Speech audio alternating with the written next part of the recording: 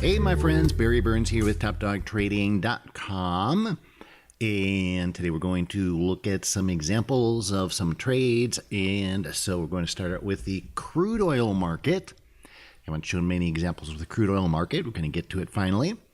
So here we can see we've got a 200 tick chart on the left and a 600 tick chart on the right. So what are we looking at here? Well, this is a pretty awesome trade. Why do I like this? You know what? We haven't done a quiz for a long time, and I have found that the quizzes are one of the best ways for y'all to learn. Yeah, and I don't get a lot of people saying that they like the quizzes, interestingly enough, but that's okay. Because sometimes I don't know if they like them or don't. I don't get anybody saying they don't like them either on the other hand. But yeah, this is really the best way to learn. I think a lot of us like to just be handed things saying, here, do this. And, you know, I'm the same way. I think we all like that.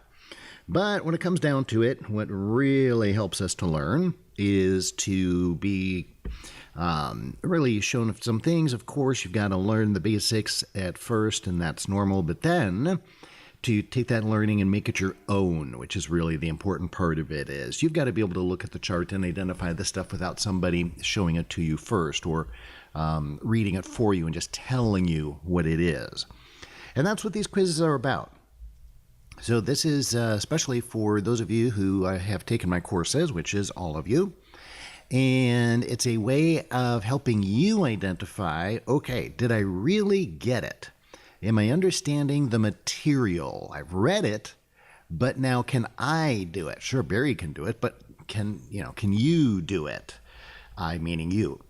So, and of course, that's the important part here. That's why we're teaching you, so you don't need me anymore. So you can identify these patterns on your own without me. That's the ultimate goal.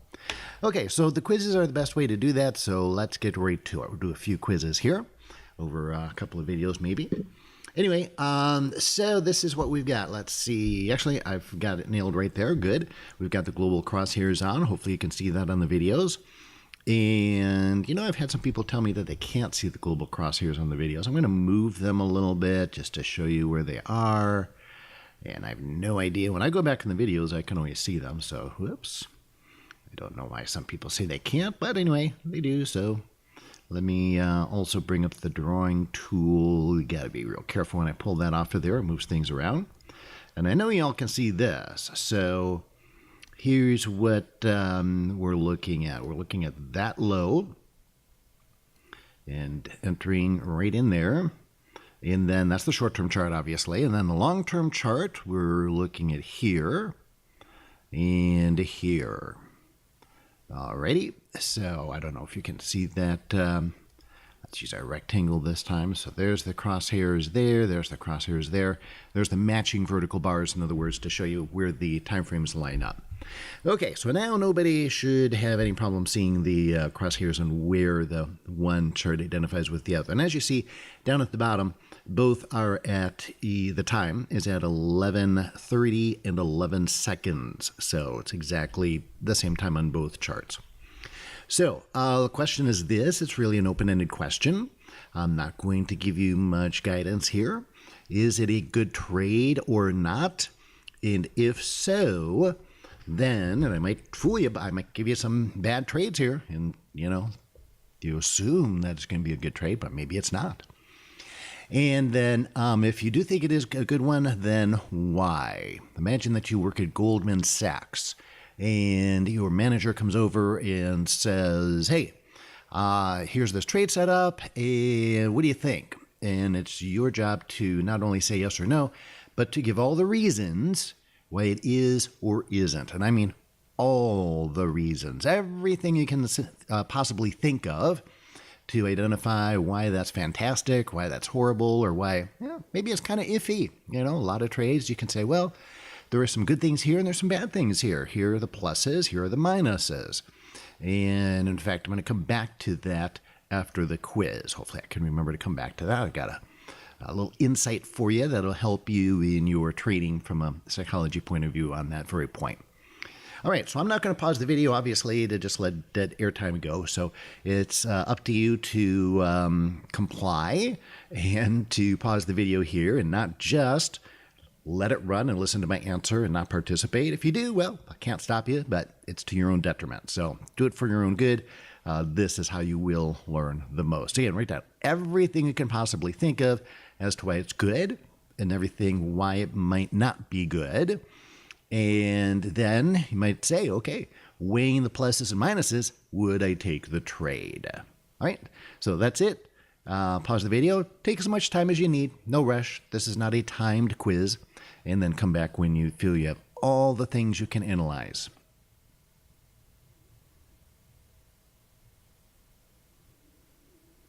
Alrighty, welcome back. All right, now hopefully you really did pause the video and are really doing this exercise. If not, well, you're not hurting me. You're only hurting yourself. Okay. Now that I've said all that, here is my analysis. And having said that, I will say that, of course, there may be some things that you see that I don't, and, vice versa. So that's cool. Don't worry about it. This is just a learning experiment, all right? It's for your benefit to learn. All right, so I'm going to leave all those blue markers there.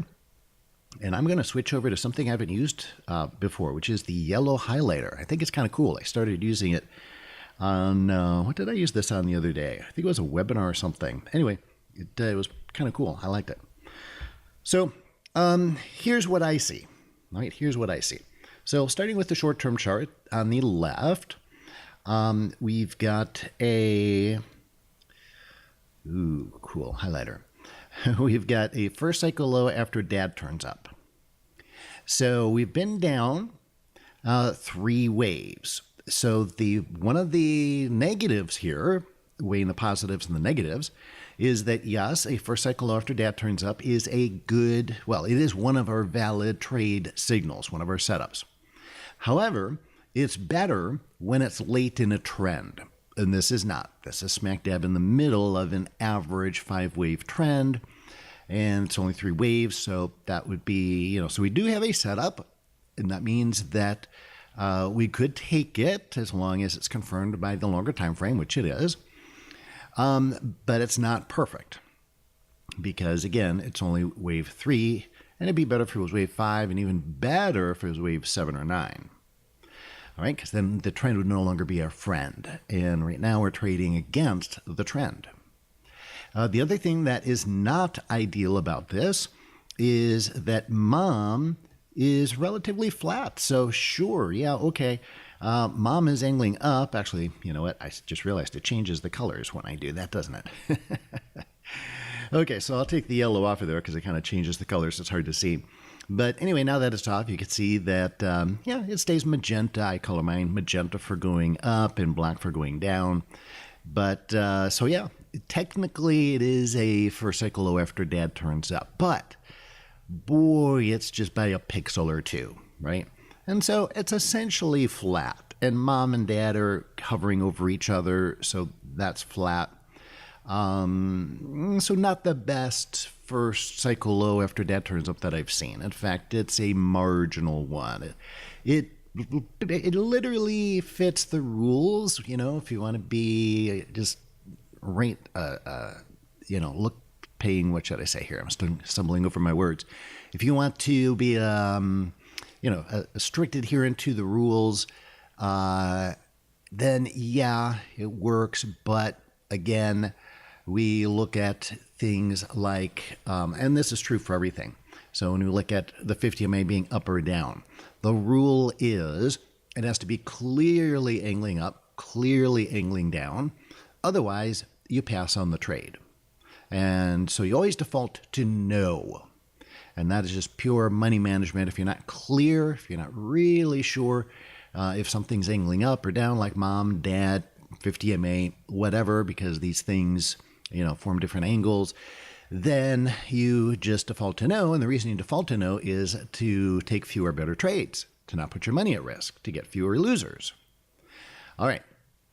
So, but anyway, again, it does technically meet the rules. So you could take it. And then when we look at the longer term chart, you see that mom is angling up over there. Right there. Mom is angling up.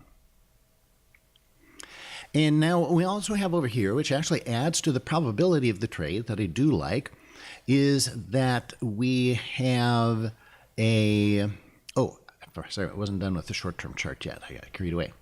So one other thing that I would look at over here on the short-term chart, draw my line here, is we've got a triple bottom. Actually, well, at this point we have a triple bottom. And so this is the top dollar trading rule of 3. This, if you don't know about that, that's in the advanced course. 1, 2, 3. And so the top dollar trading rule of 3 says that if price action doesn't break through resist or support in this case after 3 tries, it probably won't. Odds are it won't. So we do have a downtrend. It's a short downtrend, it's only 3 waves. But we do get a triple bottom pattern, and that is a bottoming pattern. And that's at the time we take the trade. Now, after that, it still goes up and comes back down one more time. Does not break through, obviously, and does go up. But the psychology behind that, oh my gosh, I just realized we're out of time. In fact, we're over time. Okay, I will come back to this because I have a lot more to say. So we are going to have to take a couple of videos to analyze this. A lot more to say about this. This is a good one.